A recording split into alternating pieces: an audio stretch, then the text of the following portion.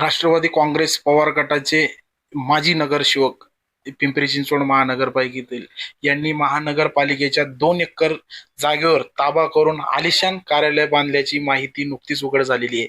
एक सामाजिक कार्यकर्ते आपल्यासोबत युवराज दाखले सर यांनी या संदर्भात आयुक्त शेखर सिंह यांना पत्र देऊन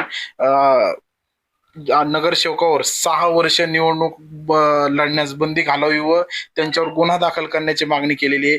आपल्या सोबत ते आहेत. काही प्रकरणे आपण जाणून घेऊया. सर, काय सांगाल या प्रकरणासंदर्भात?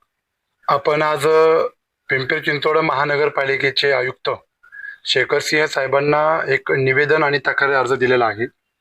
राष्ट्रवादी काँग्रेस पार्टीचे माजी नगरसेवक मोरेश्वर भोंडवे यांनी सेक्टर नंबर 29 रावेत या परिसरामध्ये 2 एकर पिंपरी चिंचवड महानगरपालिकेचा असलेली जागा ह्याच्यावरती अतिक्रमण करून त्यांनी आलिशान असं स्वतःचं कार्यालय त्या ठिकाणी तयार केलेलं आहे.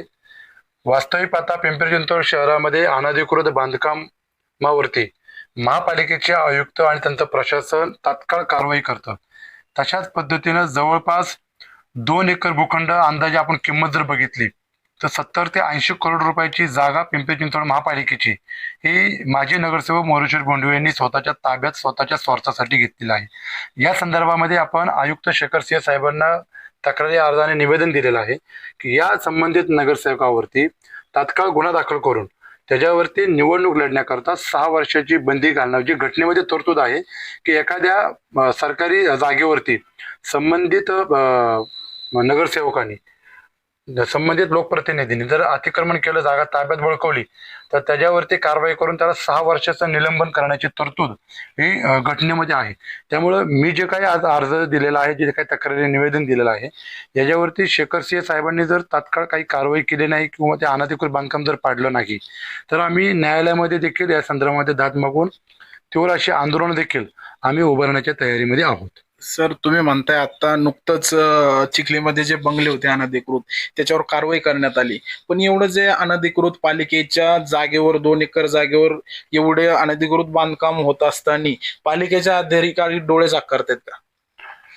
निश्चितच काही ठराविक अधिकारी जे आहेत या अधिकाऱ्यांनी त्याच्याकडं भीतीपोटी म्हणा, दबावपोटी म्हणा, त्या ठिकाणी कानाडोळा केल्याचं चित्र सोशल मीडियाच्या माध्यमातून, त्याचबरोबर एक खाजगीमध्ये जर आपण माहिती घेतली तर या नगरसेवकाची प्रचंड त्या ठिकाणी दहशत आहे आणि संबंधित बांधकाम व्यावसायिकांना देखील बऱ्याच प्रकार वेगवेगळ्या पद्धतीने त्रास देत असल्या कारणानं दबावपोटी कोणी पुढे येण्यासाठी त्या ठिकाणी आलेलं नाही.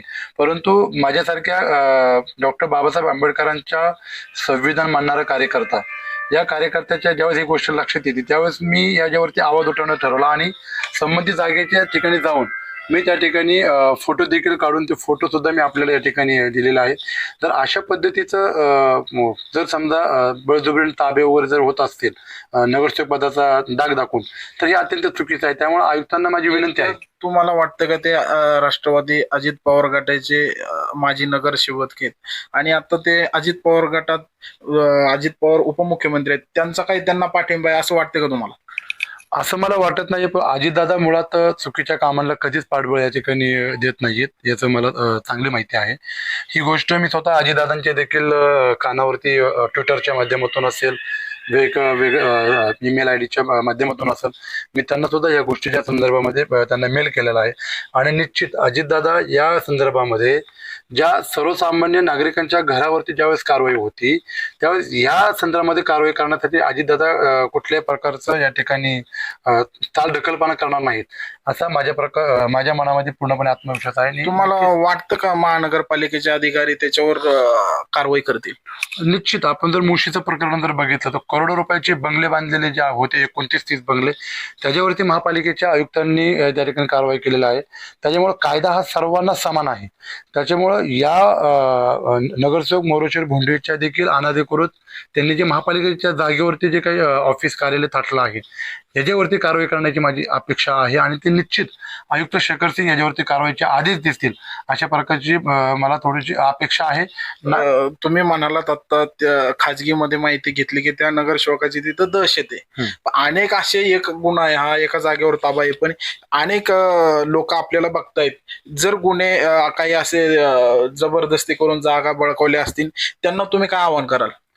जर रावेत परिसरामध्ये असेल किंवा रावेतच्या लगतच्या भागामध्ये असेल अशा प्रकारचं चुकीचं जर समजा धमकावून म्हणा, समजा चुकीच्या पद्धतीने जर एखाद्या गोरगरिबाच्या घरावरती जर ताबा मारण्याचा, जागेवरती जर ताबा मारण्याचा जर महापाप जर या माध्यमातून करण्यात आला असेल तर निश्चित आपण कागदोपत्र सहित मला भेटावं. मी निश्चित तुम्हाला न्याय मिळवून देण्यासाठी या ठिकाणी प्रामाणिकपणे प्रयत्न करेल.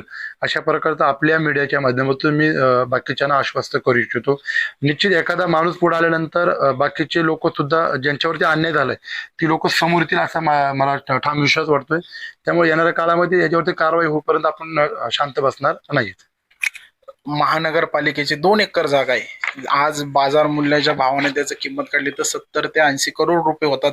याच्यावर एक अजित पवार गटाचा माजी नगरसेवक त्याच्यावर ताबा करतो, त्याच्यावर आलिशान कार्यालय बांधतो आणि तिथूनच आपला जो व्यवसाय आहे आणि सगळं चालू करतो. हे कुठंतरी थांबलं पाहिजे. नागरिकांनी छोटस तरी अनधिकृत बांधकाम केलं तर त्याला नोटीस जातात आणि ते पाडल्या जातं.